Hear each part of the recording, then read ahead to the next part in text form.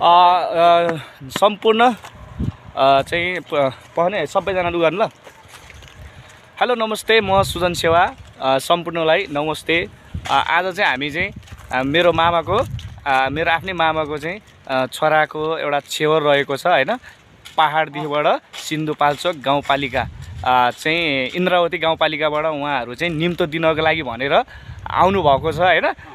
त्यस कारणले गर्दा हामी चाहिँ यहाँ पदमपोखरी मेरो ससुराली भाटामा चाहिँ निम्तो दिँदै सबै ठाउँमा चाहिँ एउटा रमझम रमाइलो गर्दै हामी डुल्दै हिँडिरहेको छौँ। त्यस कारणले गर्दा सम्पूर्ण गाइजहरूले चाहिँ एकैचोटि नमस्ते गरेर हेलो भनिदिनु त। Hello hello hello.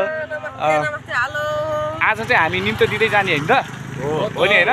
ल त्यसैले यो भिडियोलाई चाहिँ सबैले लाइक सेयर सब्सक्राइब गरिदिनु होला। सबैजनाले हाँसेर एकचोटि भनिदिनु ल।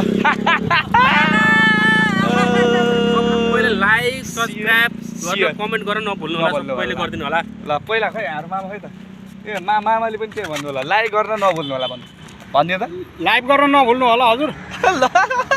ल हजुरले पनि भनिदिनु। लाइक सब्सक्राइब चाहिँ सबैजनाले गर्नु होला। Okay very good.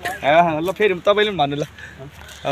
Like share like subscribe गर्न नभुल्नु होला। Very good very good. ल तपाईँले भन्नु।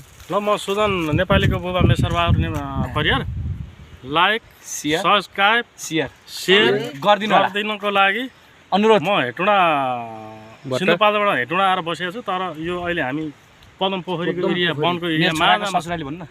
ससुराली छोराको ससुरालीको वनको बिचमा छौँ। र सबैलाई चाहिँ लाल सलाम ल है त। ल बाई बाई। ल